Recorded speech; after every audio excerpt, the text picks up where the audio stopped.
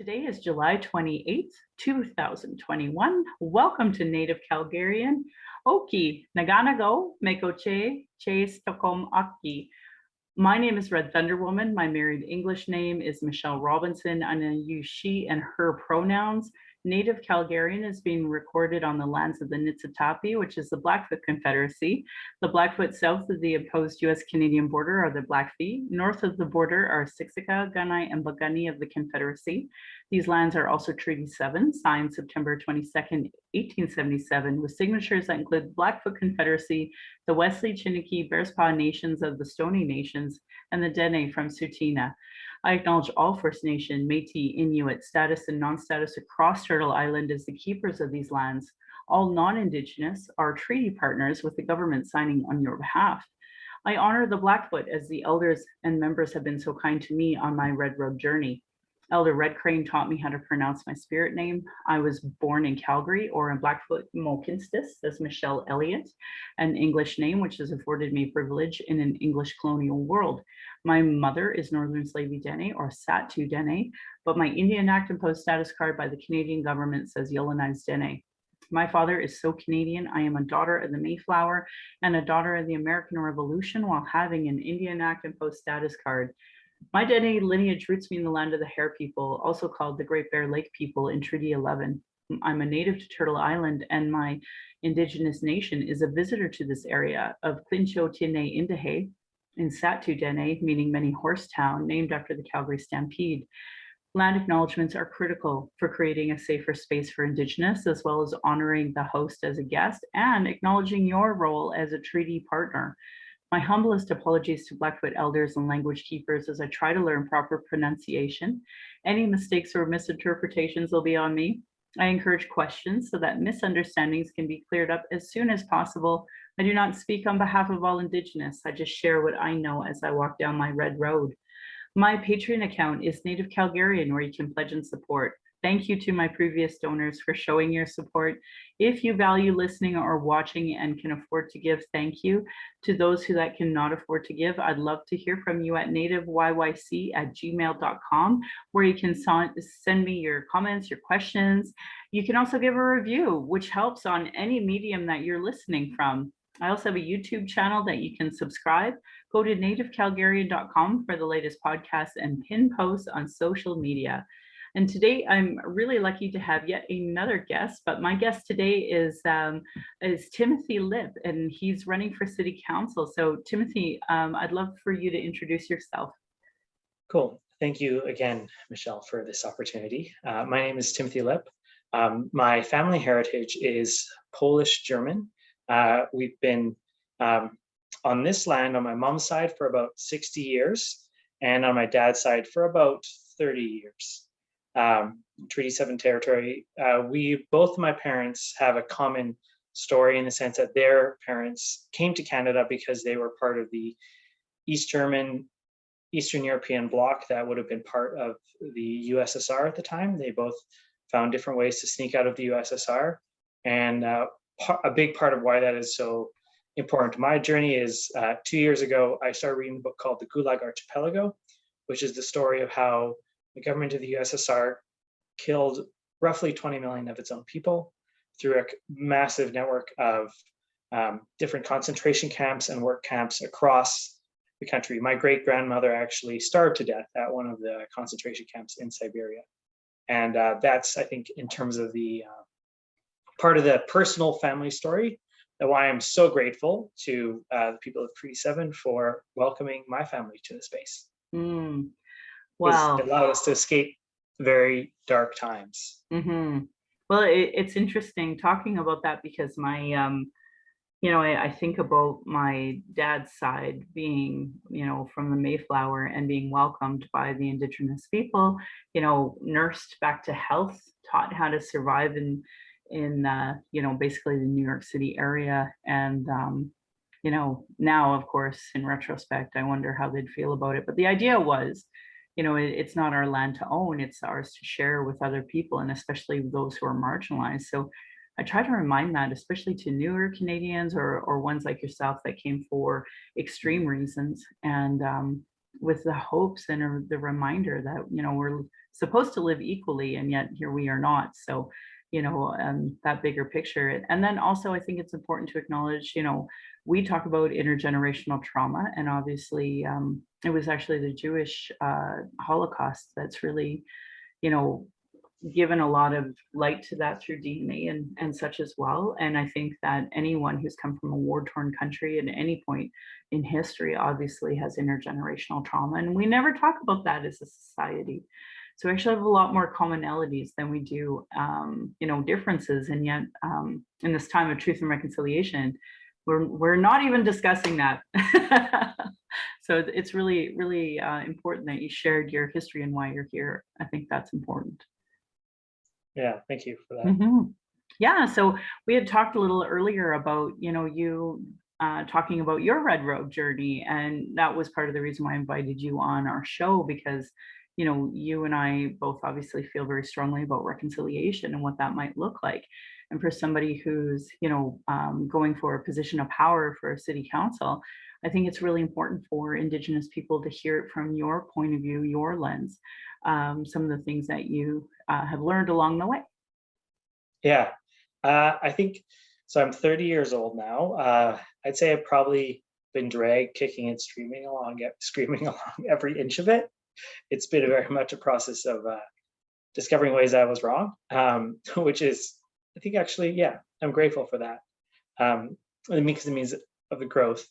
I was raised in a conservative evangelical Christian family with the firm conviction that our meaning and purpose in life is to go and make disciples of Jesus. And that's the way my parents knew to create good in the world, and they deeply imbued those values and characteristics with us.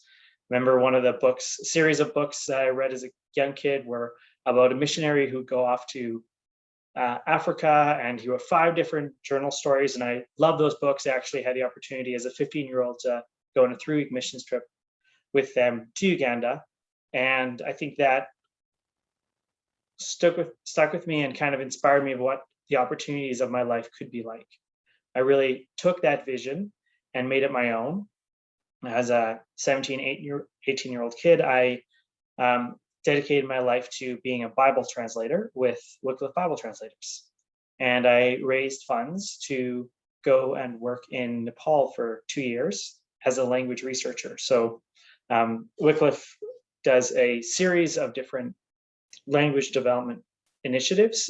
When they want to create a Bible, they have to do a bunch of preliminary research in a language. And the first step of that preliminary research is as a language researcher. So that's the work that I was trained to do. And that's the work that I did in Nepal, which essentially involves hiking into remote regions and conducting a mix of different tests with those minority language groups. And in the interest of basically building a language map so that written language materials could be developed in that language, the language could be recorded, and then eventually another team would come in later and do a Bible translation for that community. The specific community I worked with was the Western Tamang community of Nepal. If you go to the ethnologue, you can see the report I published, or the SAL website, sal.org. You can see the report I published for that community. And I think looking back on it, I think that big, painful, just like paradigm shifting moment that happened from that time was we were hiking back from visiting a very remote community that many of the kids had never seen a white person before. And it was an exciting adventure, but I also had developed a knee injury and developed an allergic reaction to a medication I was taking at the time. So my skin was breaking out in boils, really bad knee injury. I was very struggling a lot and exhausted. So we finished this trip that was over a week long, very unfamiliar environment. And the following weekend, I had promised a friend of mine that I would go and spend the biggest Hindu festival of the year with him in his village. And in my Christian mind, I anticipated that this experience would be deeply exhausting and full of darkness and all kinds of spiritual dark spiritual forces. And instead, I had an extremely welcoming, refreshing time with him and his family celebrating the biggest Hindu festival of the year. So that really was, I think, a huge chink in my perspective, that I knew everything about how the world works. And I think my faith started to unravel then. Came back to Canada to study business. And after, I guess, having really seen how in Nepal, the minority community that I was doing research in was facing a lot of pressure from the larger Hindu national government that wanted to destroy their culture and destroy their ways of life and not have allow them to speak their own language. I would say it was less concerted and organized as the Canadian government's method, but the intent was still there. At the time, I had no knowledge about residential schools. And then I started attending Mount Royal University, and through a activist group that I was a part of, we started doing financial literacy training at the Aniskum Center. And through some of the relationships I developed there, and some of the conversations I had the privilege of starting to realize that, the problems that I had seen from the Hindu government against minority peoples in Nepal were much more systemic, organized, and structured from the Canadian government against Indigenous people here. And that similarity made me really start to question what it meant to be Canadian, because I saw something that perceived to be evil and part of the world and just part of the dark Hindu tradition. And then realized that it was part of my own story. And I was homeschooled. I've been raised a very clear, idyllic perspective of Canada as being the Dominion of Canada, that with a deep Christian, it was pretty much based on Christian values, is how we gained our success as a nation. And then I started learning from those relationships I built at the Aniskum Center, how that story is actually part of what I think is kind of a bigger pattern of colonialism the world around. Absolutely.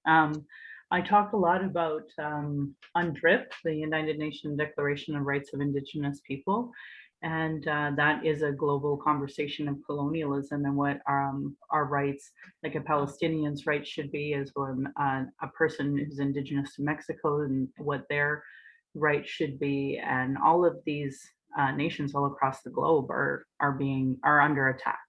Our languages are all threatened, our ways of life are threatened. And honestly, it is because of Christianity. It is from that, perspective of we're saving people, when actually they are the ones. I tell people they brought their straight agenda, which has harmed the LGBTQ2+ community here. And they've also brought the devil, which has really hurt everybody, and their evils that they bring. And obviously you are aware we're now working on apologies for some of these things, but it's a really sad reality about the global issue. And I feel sometimes that people don't even hear it, especially being in Calgary. A lot of our mining companies have head offices here right in Calgary, and they're the ones that are perpetuating genocide globally in some of these communities. So we actually have a lot of power here in Calgary, but there are a lot of folks that are completely oblivious to the issues that Indigenous people are facing here, let alone globally, let alone, and how we have the power to actually make some severe changes. Our next book club is about the St. Paul Métis. And of course, it's and their displacement thanks to colonialism. And then the next one is actually the calls to action for business. So the hope is that people will, want to hear that one at the minimum, if that's the only call to action that they're interested in, because all they see is money, money, money. Maybe then they'll come to that. And I'm hoping we'll be talking about UNDRIP and focusing a lot more about some of the issues that capitalism and colonialism and Christianity have all brought, that have really caused a lot of harm locally, nationally, and globally. So, yeah. One of the things that's come up for me again over the last couple of years, I think that the point at the Aniskum Center was probably 6 years ago, but as much as the Christian narrative would like to teach me that as long as you just have that come to Jesus moment, you're there, and it's like you never have to do any self work since that point. It's come to me again and again as an activist around um, climate change specifically, that so many of the problems I tried to solve with my tech company to solve climate change were fundamentally still or problems that were rooted in uh, a framework that would take land from others, and that the world is fundamentally about the resources you could extract from it, which if we listen to Indigenous people would never have in the first place. It would never have been something that got out of control to Yeah. this to the extent to which it is now. I think the underlying technology we probably would have discovered anyways, because humans are creative, we are resourceful, and we always, that's just what it means to be human in many ways. We love to understand the world around us. But the kind of accounting methodology of capturing everything else that we see is something that I continually find myself fighting, and just learning again and again, even how I structure my own initiatives and even a political campaign.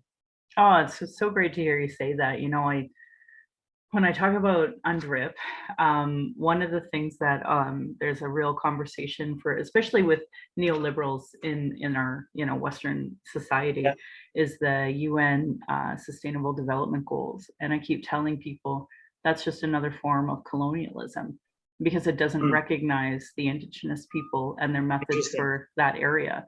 So Yeah. I always tell people, if you're truly interested in the Sustainable Development Goals, then implement UNDRIP and you will achieve them without having to, perpetuate global colonialism, that continued conversation. So my hope is that eventually the neoliberal progressives will hear this and understand that, if they truly care about climate change, then maybe losing some of that control will help actually move us forward, as opposed to their brilliant ideas that have led us into this conversation. So It's actually that's some, I confess I have not done enough research into UNDRIP specifically. Um, the what are some, are there, I'm not sure, we can talk about this later, or that's something I need to do more research in myself. Yeah, well, But it's actually free. It's the yeah, foundation to the Truth and Reconciliation Commission. There's okay, 46 articles. They're free, available for everybody. yeah, And that the importance of them is that it will change the way you look at governance. Because I think if we're talking about implementing the Truth and Reconciliation Commission, we have to implement UNDRIP. And we've already seen BC implement it, yet be able to bulldoze and displace the Wet'suwet'en. And I that's the yeah, opposite of UNDRIP. you know. So right, yeah, yeah, you can create colonial laws and framework that are supposed to be acknowledging UNDRIP, but clearly the implementation of it is bull.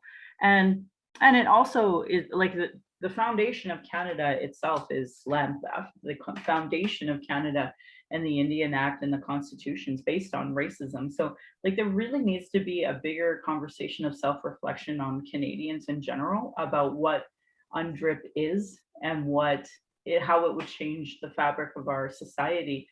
And it's unfortunate that people of privilege are like, well, I don't want to lose my stature. Well, we're dying a genocide so that they can live that privileged life. So there does need to be a coming of understanding that everybody is benefiting at our genocide. And if mhm, they truly are just people in a just society, then you don't want to perpetuate genocide. It's pretty simple. yeah, So this gives us a framework to live more equally. And our current system is not at all set up for UNDRIP. That's why I don't want to belittle some of the activists who are so against this bill that is coming up nationally, but ultimately it's not changing our constitution in any capacity. So it really will continue to just be the mhm, status quo, just as BC has done with their UNDRIP legislation. And and ultimately anything that Indigenous do is under duress because of the situation that we're already in, thanks to the laws and constitution of Canada. So we have to make substantial changes. But Mm, regardless, I'd love to hear, and I appreciate you being honest about not knowing UNDRIP because, I'm sure there are people listening that have no concept of what I'm talking about either. And, I talk about UNDRIP, the United Nations Declaration on Rights of Indigenous People, TRC. I had a city employee say to me at an Indigenous program, "I don't know what that is." And I was like, "Oh, I'm wow. glad to see Call to Action 57 is going fucking well in the city of Calgary." But basically, the Truth and Reconciliation Commission. I say these words, and people still don't Yeah. know that this report is free and available. So it's really important that you're honest and you say that because ultimately if we're going to move forward, we have to be honest with each other. So I appreciate Yeah. that. Yeah. I didn't realize that that in many ways TRC was referencing and based off of some of the principles behind UNDRIP. I remember one gentleman I spoke with, really well connected community leader, mentioned that there have been 7 different royal commissions on different topics over the course of Canada's history.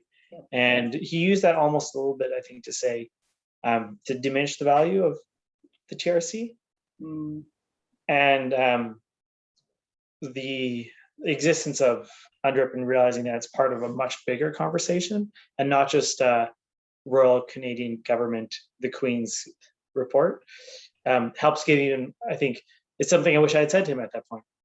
And it's something I need to, that connection, and even just like learning more about that. yeah. I have a friend who I made her a promise. She's a beautiful, wonderful Indigenous woman. Made her a promise that I'd actually read a TRC call to action each day.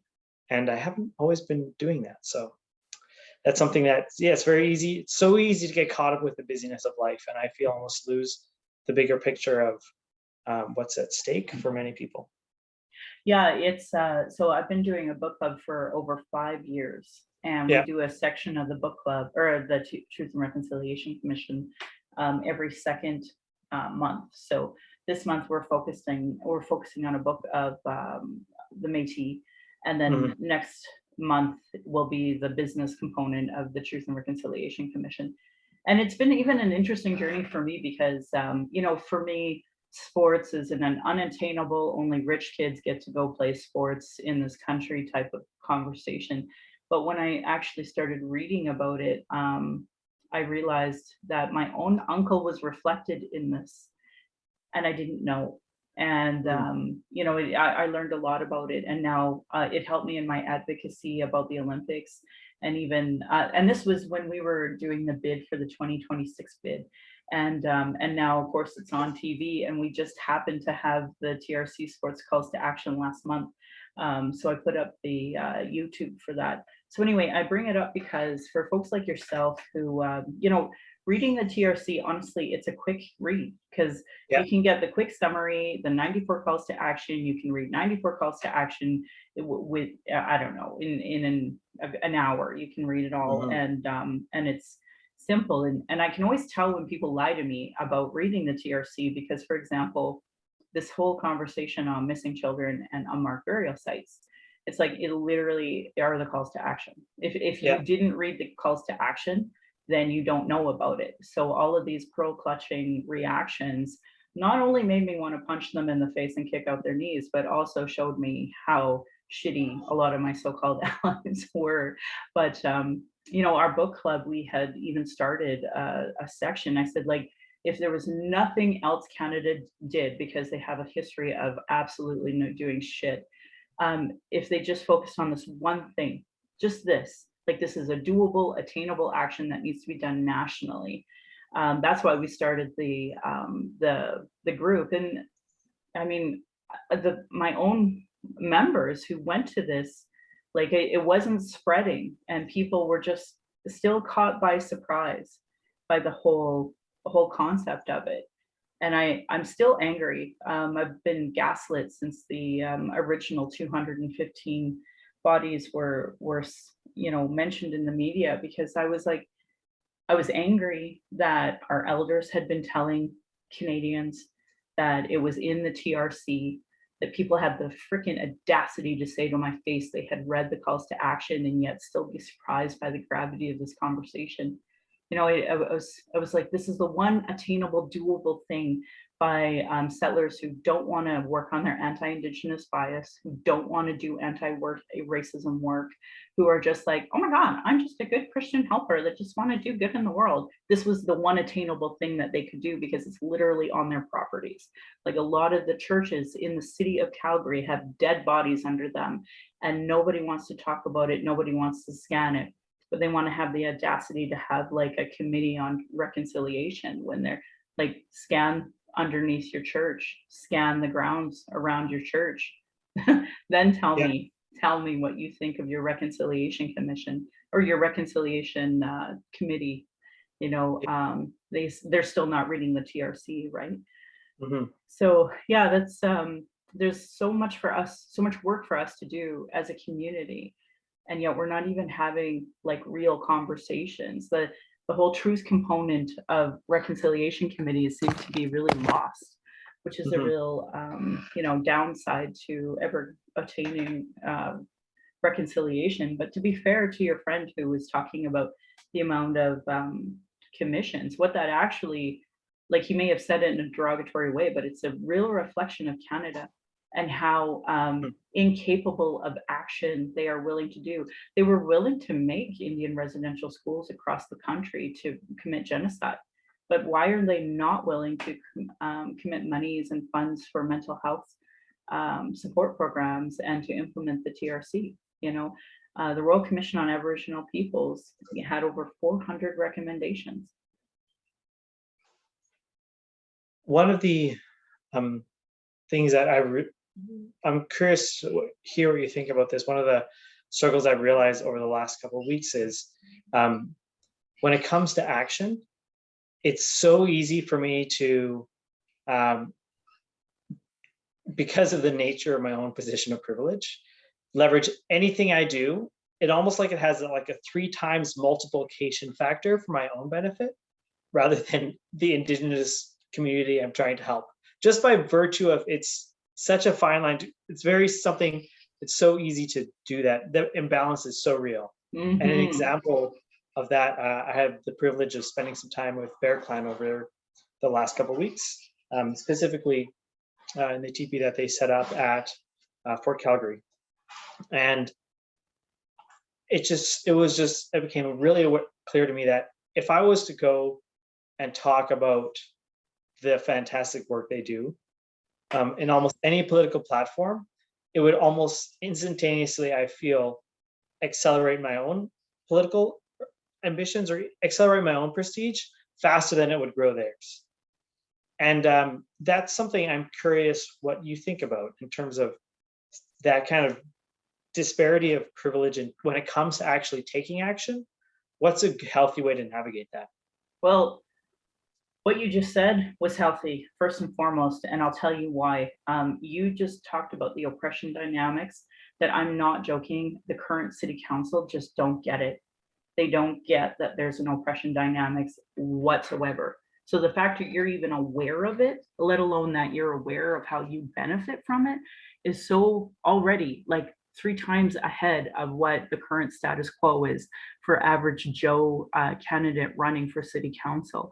So, and I think that was part of the reason why I felt a lot more comfortable having you on this show as opposed to, any other politician, because like even the conversation we're having, I normally would just charge somebody for it because they're learning from me. But it's really clear to me that you're one of the very few Christians or ex-Christians that are working on that bigger conversation of reconciliation, understanding your position of power that you're trying to attain, but also understanding the oppression dynamics that Indigenous people are facing.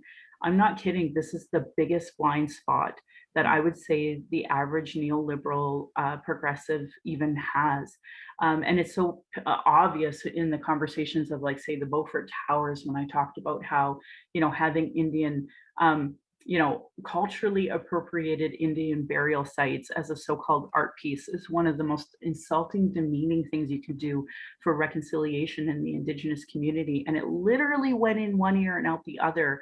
And you had the art committee, the group, and as well as the city going, oh my God, well, we don't want to look racist. And of course, they are racist by this whole conversation. But that bigger picture that we'll just bring in the elders we know and get their approval, and then whew, we'll have dodged that bullet. It's like you never dodged the bullet. Just because you pay, certain community members to basically nod in agreement doesn't mean that what you did was the right thing, right? Like that's still up there, and that is still like one of the most insulting things for any Indigenous person across the country that knows anything about Indian resident or burial sites to come across. And it's just out there. And some, New York artist made the money for it. And that's a whole other conversation. We should actually, can we remember to bookmark that and talk about UNDRIP and how it relates to the art committee? We will have that conversation even if it's offline. But you understand that there's an oppression dynamic that this current city council does not comprehend in any capacity. And what we need for new politicians that are going into these positions of power is to understand that this is an issue, that we're not having Treaty 7 chiefs at the table with city council ever. We're certainly not consulting with them over something like the Beaufort Towers in an equal capacity, because they know these, like, they're Indian Act elected chiefs. So that is its own system of oppression. So even if they're invited to that table, they know that it's fleeting, that they have no power, and that anything that they have to say would basically stop them from gaining audience with the mayor and the council in the future. So of course you get a lot of nodding and yes people, because we know that if we say no and actually stand up for ourselves, then we'll never be invited to that circle again. And it happens to me all the time because some neoliberal progressive will be like, oh my God, Michelle Robinson, she's such a great activist. We should have her at our panel discussion. And then I open my mouth and tell some truth, and they're like, oh my God, I never want to have anything to do with her again. And they don't invite me, and they find the native that eventually will say, yeah, no, that's a great idea, and placate to their ideas and roles. And that's like, I was that person at one point in time too. So I'm not trying to put down anybody.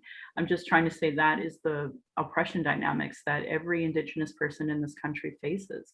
And unlike other politicians, you already seem to grasp that. And insidiously, I think that a lot of the conservatives know this and play it in their favor for whatever dog and whistle pony show that they can put together, and build their policies off of that as well. So it is really important that you understand there is that issue. Now UNDRIP, the idea of treaty was equality, which Canada, or at the time Britain, never had any intention of giving us equality in any capacity. And they had shown that because in the Indian Act was actually instituted the year before Treaty 7 was even signed. So they had very, nefarious plans when signing that. Sounds like a clever project management timeline. That's it. Immediately remind them, like, Gantt chart, check this, check this, check this. Oh, maybe there's some people involved. That's irrelevant. We'll just get them to sign the thing, and it doesn't matter anyways. 100%. Because it doesn't match our 50-year plan.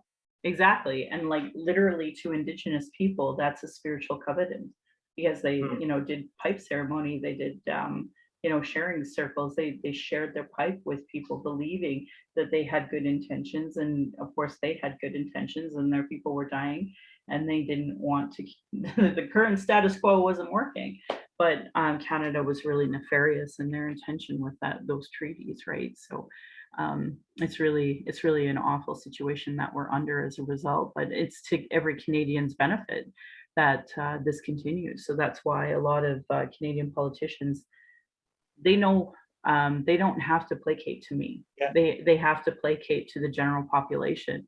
So the more people listen to this podcast, the more people listen to not just mine, but like Pam Palmater and some of the really great leaders that we have for Canada talking about these issues and seeing the power dynamic, like if nobody gets anything else out of this podcast, I hope it's that this one conversation that, it's not just City of Calgary, it's every municipality. And I'll share a really, was it one of the most awful moments, I tell you, when I was running for city council. There is a law firm, and they were basically putting out to any municipality, any county, anyone in those positions. They had this seminar at one of the hotels, and we all came, and it was all given binders, and it was basically the law that had changed under Notley, and some of the things that they need to know as municipalities, and how they have to navigate it. This one particular moment, there was like me and maybe three other native guys in the entire place. We weren't together, we didn't talk, nothing. It was just very clearly they were Indigenous. And we're sitting there, and it was monstrous, the amount of tables there were, and everybody's at them like any other conference. And the words were said that, yeah, so under the new Notley government, there's going to be an expectation of everyone to do relationship building between the closest reserves that your city, municipality, or county are within. And somebody from the back, man, yells, "Unless we vote them out." And it was that moment that I felt the most unsafe. And then I turned and looked, and I scanned all these white men, because it was almost all white men. And I scanned, and none of them would look me in the eye. And the ones that would had that, cocky smirk that you see from 19-year-old Christians a lot, that are just like, I know the world, and I know exactly what I'm going to do. And that's exactly what we're going to do. We're going to get rid of this, Notley. And so you can imagine how I kind of think it's a kind of a, serendipitous moment to see that under the UCP, that the municipalities and counties aren't getting their funding that they're supposed to get, and the abandoned well issue they're not getting dealt with, because I'm like, well, you bastards didn't want to deal with Rachel Notley because you're a bunch of sexist trolls. Of course, this is where we're at. So, I can't remember where I was rambling at all with that, but I guess that bigger picture of oppression dynamics where, here was a room full of white men in positions of power in their municipalities and counties, no matter how small their hamlets were, knowing that they didn't have to engage with Indigenous people and weren't going to. And if some government came in and told them they had to, they'd just vote those people out then. And of course, it happened to be under a woman's leadership. But, it was one of the most disgusting moments that I probably have faced in my political career,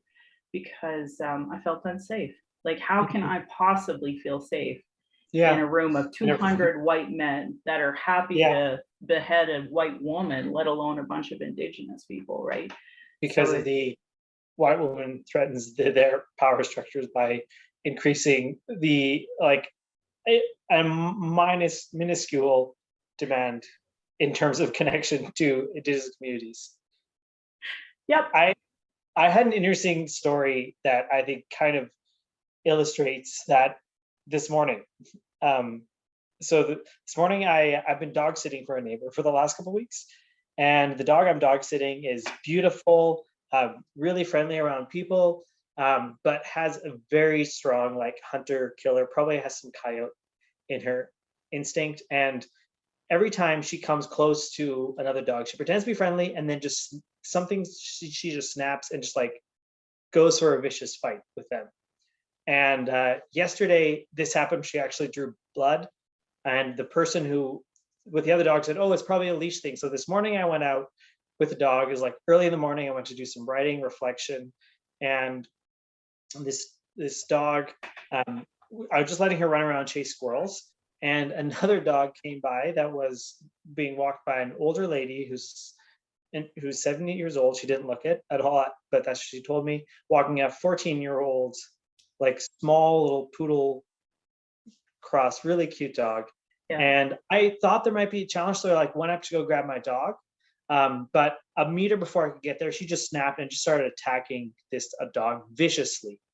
And I did the best I could. I mean, I'm not as athletic as I thought I was. I was holding my laptop at the time. It fell and hit the concrete.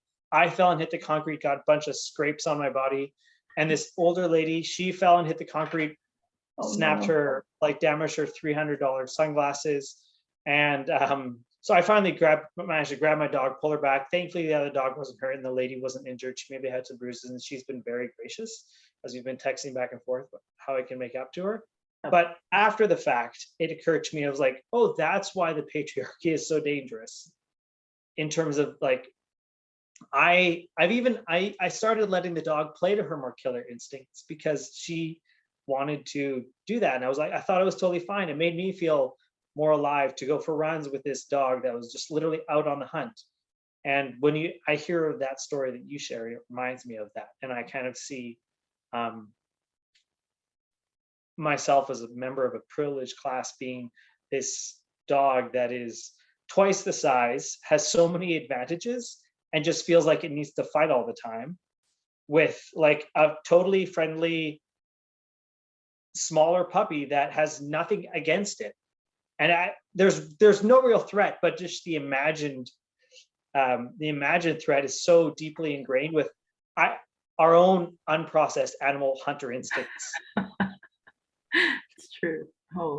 It's true. Oh, that's a great story. Well, but I am sad to hear that she got some bumps and bruises, because Yeah, you never know when older people fall. Like, Jesus, I'm moving right now, and I'm only 44, but I'm definitely learning my limitations yeah, that I never would have had when I was 20. That's for certain. So yeah, it's getting older stuff sucks. yeah. Anyway, yeah, so I wanted to ask you, I Sure. know, like I was telling you, for the most part I try to have just kind of a casual conversation, Yeah. and I don't want to add any stress by asking you inappropriate questions. But when you went to Nepal, one of my favorite things that I read about was Mount Everest and K2 and some of the climbing experiences, and then you said you had to climb into some of these communities. I just wanted to ask you, did you get at all into mountain climbing at all? And did you get to see K2 or Mount Everest even from afar? I got to see Mount Everest from an airplane, and I did go on a trek to Annapurna, which is the 8th highest mountain in the world. And that was a really cool experience, just as a tourist going through this trek, these beautiful communities. There's tea huts along the way. If you ever get a chance to go to Nepal, reach out to me and I'll make some introductions of people that would love to be your guide and help walking me there. It's a beautiful space. A big part of my heart is still there. And I'd love to visit there again sometime if there's an opportunity, just because of how beautiful the people are Ah, and welcoming. amazing. Yeah, Just reading about it, it just seemed like I had this goal at one point in time before the age of 30 to just make it to base camp and yeah, just see the enormity of this mountain before I hit 30. But of course I never was able to do that. And but it just looks like it's the tallest peak in the world. So just hmm to set my eyes on it and be able to see it would have been its own amazing feat. So I'm happy you at least got to see it, even just from an yeah, airplane. Yeah. yeah. Cool, cool. Yeah, was there anything else that you really wanted to share about your framework for reconciliation, or the White Goose Flying Report before before we close it down? I think in terms of framework for reconciliation, I think the um, a big part of my, I think what allowed me to start kind of taking some of the blinders coming off in my own journey and learning what reconciliation looks like, really came about because, not because of any of the arguments I ever heard, but because of just the people who I ended up sharing life with. Mm, And as a young homeschool kid who was always felt a little bit out of place in classrooms, went to the Niskim Center at MRU, and it was the most welcoming space in the entire university. And I got to find a space with other people who had grown up outside of culture in many ways as well, like I did as a homeschooler, and yet were incredibly welcoming to me. So, in terms of framework of reconciliation, the main thing I feel is kind of my calling is to really make it easier for neighbors to have heart to heart connections with other neighbors. And then that's kind of like a technology systems perspective, applying some of the tools I know and how to do that. But that being done within the context of almost like the shape of what our society should look like at the end, being led by Indigenous people. Because if we can, I've kind of submitted my own spiritual practices as much as I can, and it's a continual journey to being led by the Indigenous community members that I know. Because if when they teach me about what it means to be a Christian, then I feel like I'm actually learning. Besides, I'm actually learning that in what it was actually the best parts of it were intended to be, rather than the last 500 plus years of kind of colonial dogmatism that's really deeply filtered its way into the Christian church. And it's literally just like the only way, then the fastest way to take away all that BS that's been added into what means to be a follower of Jesus. Right. So you do identify as a Christian, yes? I think, yes. I'm a recovering Christian. Yep. I know a few of you. You can check out, actually, I wrote a book, Recovering Christian, book.com, book of poetry. You can check that out. Cool. People want to read my soul, for better or for worse. Sells for $9.87 on Amazon. Cool. Oh, that's cool that you're a published author. There are many of our people are still Christian because of colonialism doing such a good job. My own family is definitely under that category. So it's a hard conversation because, with my mom, it's like, well, it's all I know. And I'm like, let's unpack that. But at the same time, our existence is enough. And her being happy is enough. So all I can do is raise my daughter the best way I can. And I'm actually homeschooling her. And as a result of, racism that we've experienced in the education system. And my hope is that will be another. I wish we could get some folks in there willing to do some real self-reflection. But, I'll tell you, in the hopes that maybe some other people are listening that would be interested. For those who don't know, the White Goose Flying Report is a report that came out from the Indigenous Committee. They actually are called the Calgary Aboriginal Urban Committee, and Marilyn North Pagan was on that, and she and others had put together, I would say, a very conservative view of the Truth and Reconciliation Commission calls to action with the municipal lens. And there are lots of things that are not in the TRC that I wish all of the politicians would understand, like land acknowledgements being critical. Smudging, like, we're not allowed to smudge in most public buildings. And Christians have the audacity to tell me that they're oppressed when I can't really practice my spirituality on my own land, in my language. And rather than all of us speaking Blackfoot right now, we're speaking English, right? So I'd really like to see some, real shifts in fundamental thinking when it comes to what Indigenous inclusion, land, culture is, and bigger policy changes. To me, one of the most important calls to action for people in your position is the call to action 57, and that's anti-racism training and Indigenous education for all public servants. And when I have a city official talking to me about an Indigenous program and I say TRC and they don't know what I'm saying, that says to me that the city is falling incredibly short on their training there.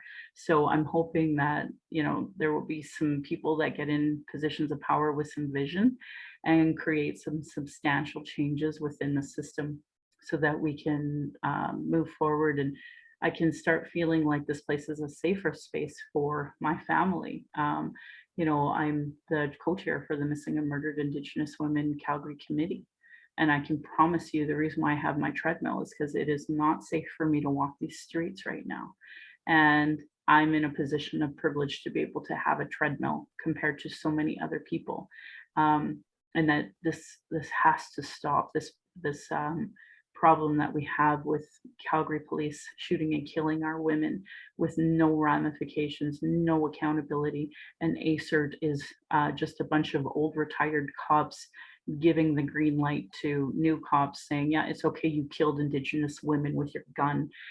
That would be totally unacceptable for any other demographic, but it seems to be okay when it comes to Indigenous people. So, I leave all these thoughts and ideas with you in the hopes that if Yeah, you're lucky enough to get elected, that these are things that resonate and stick with you. And I hope that if there's any other, wannabe politicians listening, that they hear this and that they mm, hear these are changes we need now. thank you. Yeah. Yeah. Well, Um, thank you for being on my show. well, it's the honor is mine. Yeah. Is there any other lasting thoughts that you want to leave us before we wrap up? I think maybe if there's two things that I see as, I'm not sure if opportunities is the right word, but things that give me some excitement, and this is from my own lens, but and I'm curious how they resonate with you. Sure. One is in terms of, because I grew up in the homeschooling community, and in realizing your own journey with homeschooling, and that's something I'd really like to fight for. I think there's a lot of people that are talking more and more about homeschooling, and I think that's exciting for me, and also that's something I wonder if that can maybe be a tool of reconciliation as well. It 100% should be. And this is more of a provincial jurisdiction where, the curriculum that they were going to put out to me is, perpetuating white supremacy. So you're either perpetuating white supremacy or you're teaching internalized hate for people of color, right, in this society. So the curriculum is really the strongest issue that we have to deal with. And it's interesting because when it comes to homeschooling, like Alberta is one of the least strict when it comes to regulation. So, we can teach that dinosaurs didn't happen, the earth is flat, and, women should be subservient to men. Like we can teach that, and that's perfectly acceptable under the framework that we have. And, I have a lot of problems with that because, we shouldn't be teaching anybody that ever. Like we have Right. science to disprove so much of this. And then seeing all of these folks who went through our schooling system, like I grew up in Sylvan Lake, Alberta. Dina Hinshaw and I went to the exact same schools. And I don't understand how, during this pandemic, we had so many radicals that were absolutely opposed to wearing a mask. And I ultimately came down to their fundamental Christian beliefs that if God meant for them to die, they would die. But Yeah. I was really appalled by that because like even today, now there's no restrictions, but today to me, everyone should be wearing a mask until the demographic of 12 and under can get their second shot. And right now there's Mhm. no vaccine available. So unfortunately, from my point of view, we should all be wearing masks for another year until they figure this out.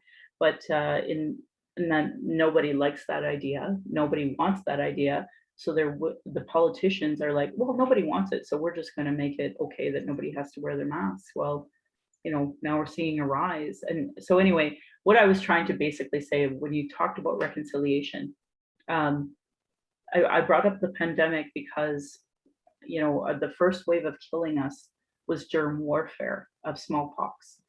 Mhm. And, our Indigenous doctors purposely advocated at the federal level for us to get our vaccine first, to be first in line with the same demographic of people who are like the most vulnerable, because we are undergoing genocide.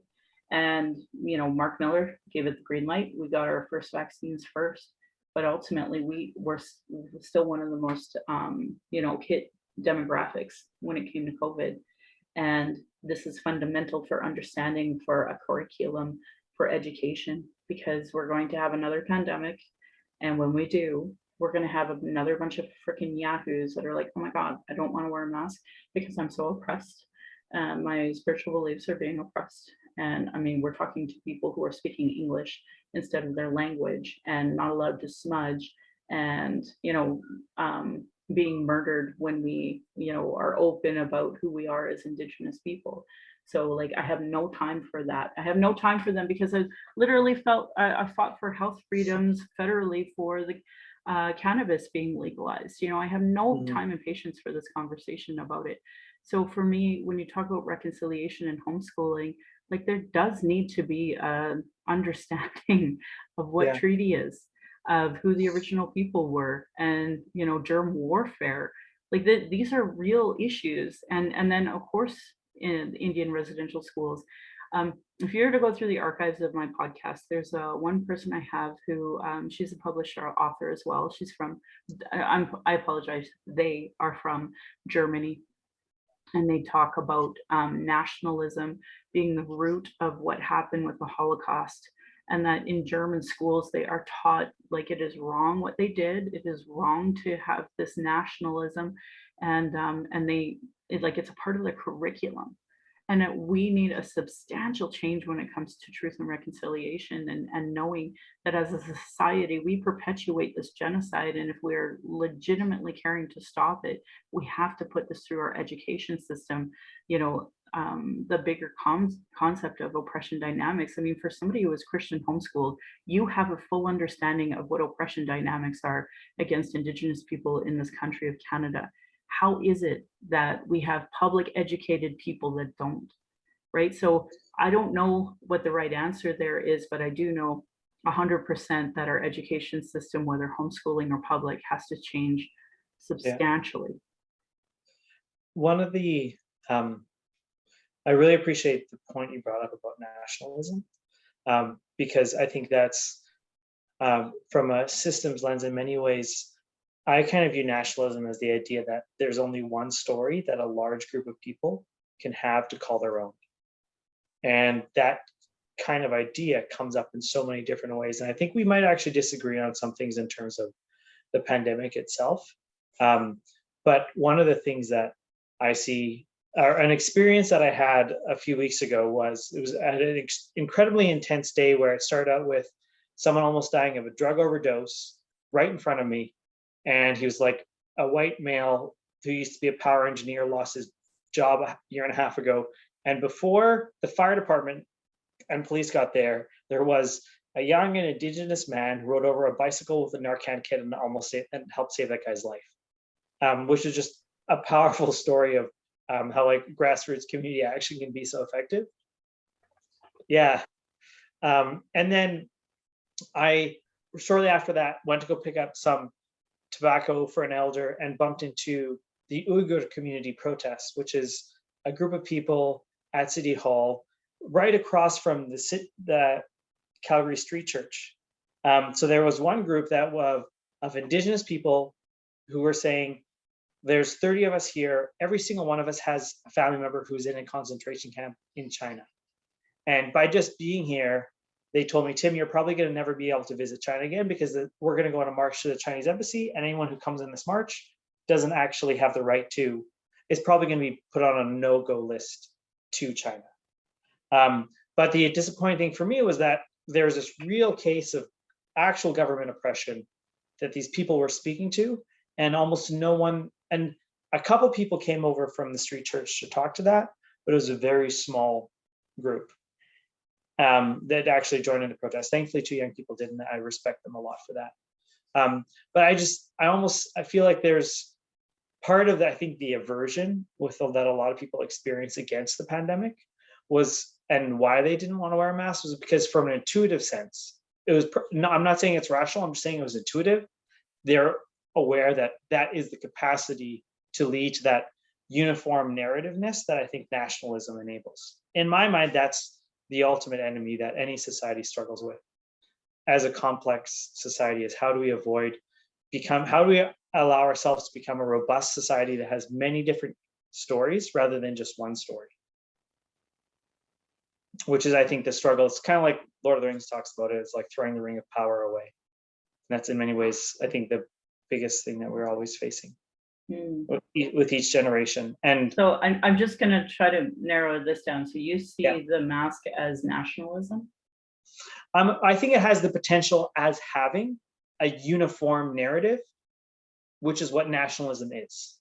Okay, so how does that fit in the idea of vulnerable people, say 12 and under, and folks who can't get vaccinated?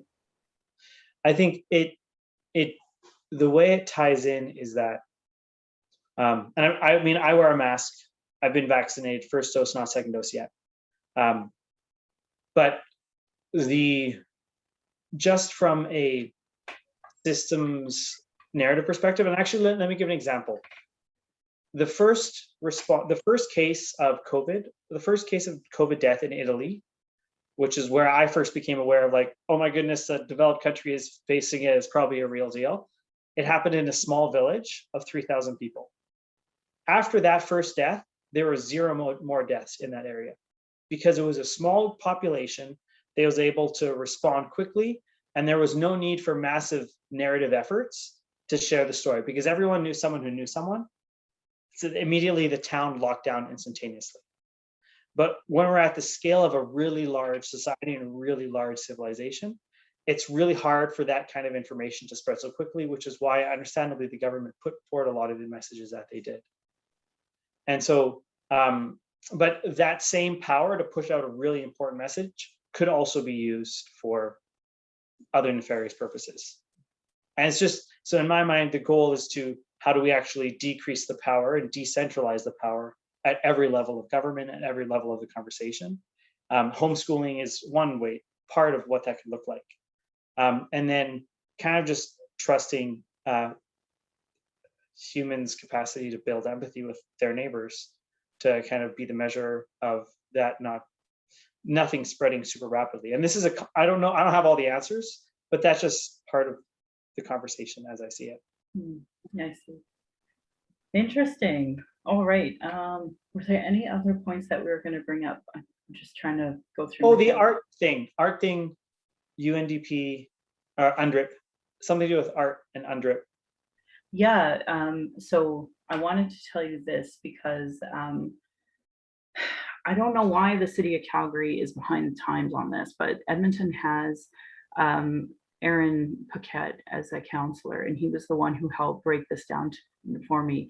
It was that as a city, they implemented UNDRIP and were able to have the arts committee look at their local Indigenous communities first before putting it out to the broader, you know, assembly of people, so that somebody from New York could come in and take over and do an art project.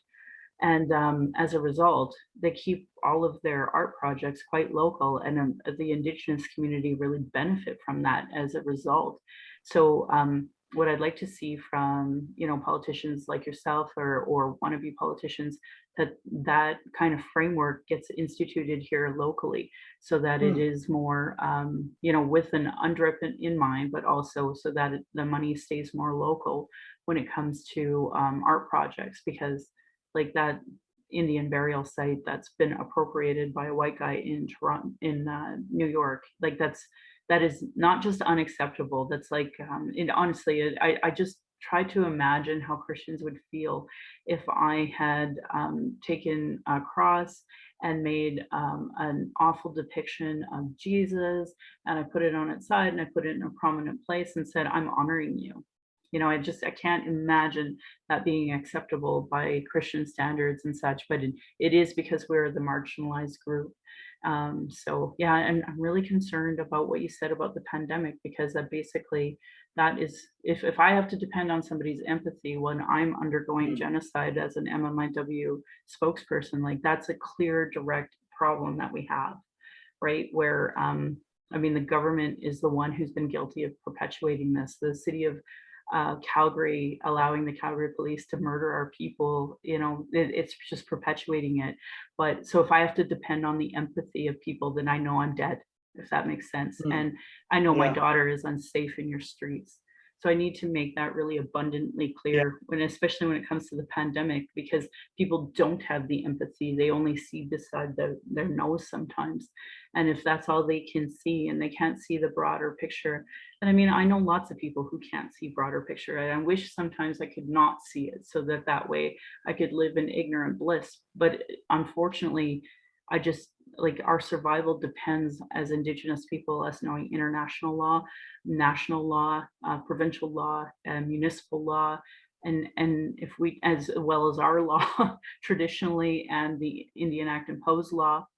So I have to know all of these things in order to be able to survive in this world. Whereas like the average Canadian, you've door knocked, like they don't even know the difference between municipal, provincial, and federal.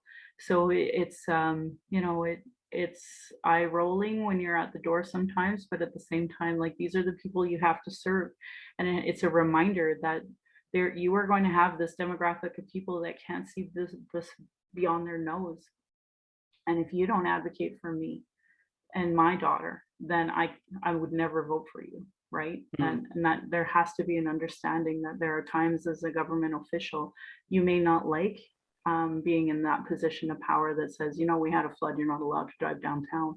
As Nenshi said, don't be an idiot and go on the bow. But there were people who did it, right? And mhm. I mean, and I don't like talking about natural selection because that was based off of eugenics. And, so I don't even like to say things like that. And that's why it was really unfortunate that and then she had to say that because it was taking resources of our, our policing, our fire department to Yeah, get people off the bow at the flood. Those were realities, right? So I mean, I don't trust the government. I don't trust the health. They have racism in the health that kills our people. The justice system is corrupt to keep it, justice is not happening for Indigenous people. And I should bring up just yesterday, Christian, a young man's verdict came out against his killer, and rather than being tried for first degree, they reduced it to manslaughter, and he's basically gotten away with hunting down an Indigenous man, killing him, and getting away with murder. So, and Canadians will be like, "Oh, he's got manslaughter." It's not the same. This is premeditated, first degree murder, and our people do not get justice, and that's just been the history of Canada. So I just need to make that abundantly clear that it mm, what you said will get you white votes, and you will likely get elected and likely be able to live a good life as a politician, knowing you didn't have to get Indigenous votes. But just know, like, there's the yeah, moral picture of, what is the ethical right thing to do, right? And I hope as a politician, I'll pray that I have to pray, unfortunately, for Jason Kenney and all of the other elected officials, even though I fundamentally disagree with them. Even Andre Chabot, who blocked me on Twitter because I called him out on voting against the NMIW motion. This is my reality. I still have to see what they're doing. And Kenny knows that. So he makes that extra step. And same with Andre Chabot. And I'm not even going to follow what he has to do. I'm just hoping a bad harm like sweeps him in the polls. So go from there. Anyway, thank you so much for being on my show. I really appreciate it. Yeah, and thank you I'll for let your time. This has been, yeah. I've got a lot to learn and process from this, so thank you. Oh, I'm grateful. Thank you for being so open to hearing it. I'm really proud that this podcast has given solutions and included cultural training and cultural first aid to all of them to create a safer place for Indigenous people of color, those with disabilities, and LGBTQ2+ to speak. I want to say thank you to Cheryl Ward, Chelsea Branch, and Alicia Fritkin of heretohelp.bc.ca for what is Indigenous cultural safety. So folks, you have these wonderful computers in your hands. You can Google these things or look in the back log of my other ones to see the links. Their work is cultural action tools. I've said over 100 times in my podcast. So support Indigenous work as part of your reconciliation work and settler understanding. I'm just lucky enough to highlight it and repeat it here. Internalized racism or lateral violence is another form of violence Indigenous and marginalized people face under the structure of racism, thanks to the Indian Act, Indian residential schools, and other land clearing policies. Racialequitytools.org. What is Internalized Racism by Donna Bevins is another resource for folks trying to understand what internalized racism is. Do's and Don'ts for Bystander Intervention by American Friends Service Committee. If you see or experience racism here in Calgary, well, actually, this is a national tool for folks, and it was actually originally started by the Chinese community. So act to end racism.ca or text here in Calgary 507-507-3838. Indigenous people have been talking about our issues, our traumas in reports, commissions, and public hearings just so it can be regularly disregarded. No more. Honor our words, honor the treaties. Listen to politicians and their policies and platforms. If they don't recognize the marginalized in their budget with Gender Equity Plus, if they're cutting violence prevention programs and services, Indigenous education, uterus health choices, gay-straight alliances, lack of human rights for migrants, immigrants, folks with disabilities, know that your vote to that party directly negatively impacts marginalized people. Demand that they implement the Truth and Reconciliation Commission calls to action, the recommendations of the Royal Commission on Aboriginal Peoples, the multiple reports about child welfare reform, violence prevention, and now the 231 calls to justice from the National Inquiry on Missing and Murdered Indigenous Women, Girls, and Two-Spirit. Denying these reports is a form of abuse called gaslighting.